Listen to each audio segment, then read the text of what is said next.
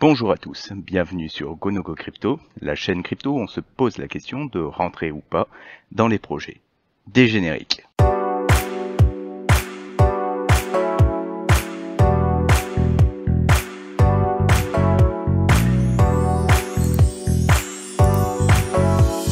Aujourd'hui, nous allons parler de Nozana.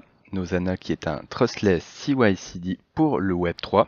Grâce au CYCD, les applications vont bénéficier d'une amélioration en continu et d'un environnement stable au niveau de la production, vu que le code est toujours testé avant son déploiement. En structurant les process IT et le CYCD permet aussi d'intégrer plus facilement des nouveaux développeurs aux projets existants. Cela passe par un système de pipeline et ce pipeline est un ensemble de processus et d'outils automatisés qui permettent aux développeurs et aux experts des opérations de travailler de manière cohérente pour développer et déployer du code dans un environnement de production. Donc Nozana à ce niveau-là est un projet qui s'inscrit dans un système de réseau décentralisé sans tiers de confiance.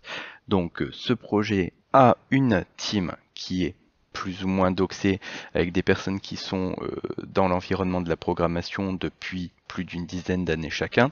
Si vous les recherchez, vous pourrez retrouver la team.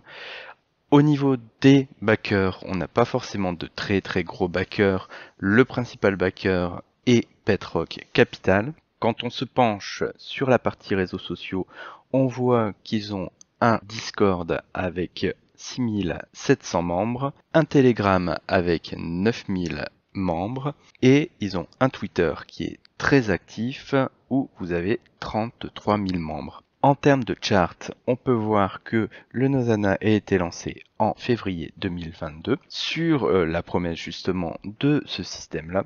Le prix s'est cassé la figure, cadre bear market, les gens ont vendu leurs tokens, etc. Et c'est vrai que maintenant ça fait un an et on commence seulement aujourd'hui à voir ce que Nozana pourra être à l'avenir.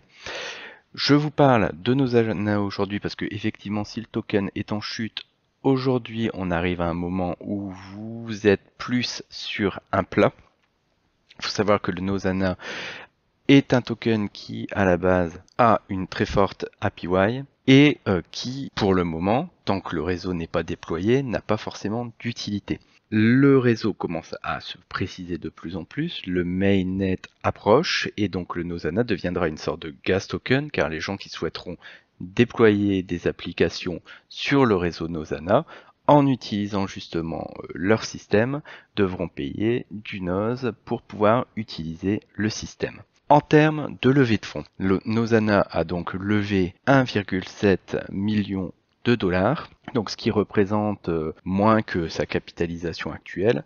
Avec une supply totale de 100 millions de tokens, le Noz étant un token qui est hébergé sur la blockchain Solana. Au niveau des différentes personnes qui ont acheté les tokens, tout le monde est en perte très largement. Les gens qui sont rentrés au niveau des ICO de Gate sont à moins 82%. Au niveau de Solanium, sont actuellement à moins 82%, et même les backers, les seeds, les gens qui sont rentrés en private, qui avaient payé 8 centimes, sont à moins 77%. En termes de délivraison dans le temps, on est aujourd'hui à une supply qui est délivrée à 60%. Je vous en parle car à l'heure actuelle, le Nozana n'a pas encore force ses caractéristiques de gas token, mais a encore une très forte APR. Je vais vous expliquer tout à l'heure comment justement pouvoir y accéder.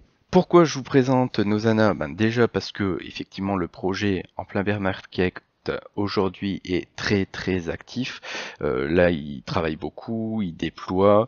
On voit qu'ils ont un médium qui est très alimenté avec beaucoup de nouveautés sur le protocole en essence. Si on va sur leur GitHub, on voit que effectivement ça bosse pas mal et que le projet est très alimenté.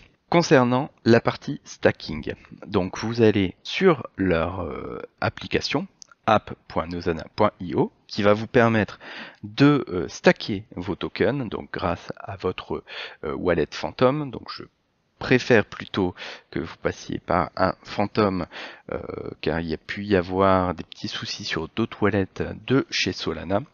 Donc vous pouvez stacker vos tokens, ce qui vous donne un APY à 96,5%. Donc faut en profiter entre guillemets tant que la supply pour le mining est encore bien disponible.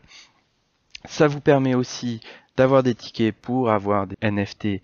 Je vous laisse aller vers le white paper pour comprendre l'utilité de ces NFT. Moi, je mise plus quand même sur le token que sur la partie NFT, mais bon, après, ils pourront peut-être développer des choses très très sympas à ce niveau-là.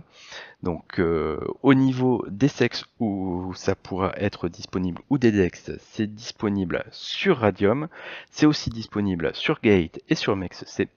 La dernière fois sur la présentation de Unique, on m'a demandé mon référal UOB, donc là cette fois-ci je vous mets mon référal Gate et mon référal MEXC dans la description.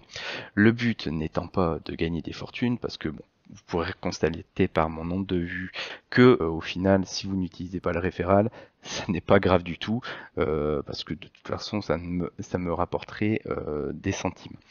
Dans tous les cas, je vous présente le Nozana aujourd'hui car je considère qu'à son prix actuel, c'est le prix d'un token qui n'a pas d'utilité. Effectivement, si le Nozana ne devait jamais avoir d'utilité, le token à son prix actuel est tout à fait logique. Par contre, si on se dirige vers un mainnet et une utilisation du réseau Nozana de manière significative, on pourrait avoir des choses très intéressantes en termes de capitalisation qui pourraient se mettre en place.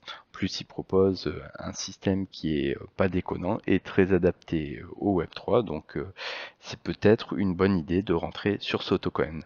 Donc j'espère que les informations que je vous ai données vous auront été utiles. Je ne vous invite pas forcément à rentrer dans le Nozana parce que ça reste effectivement un projet qui est excessivement dangereux parce que ça pourrait très bien ne jamais voir le jour, etc. Moi j'ai plutôt la conviction que c'est en train de prendre une bonne voie et que c'est relativement peu capitalisé par rapport à l'engagement de son équipe. Sur ce, je vous souhaite à tous une très bonne soirée. Merci, au revoir.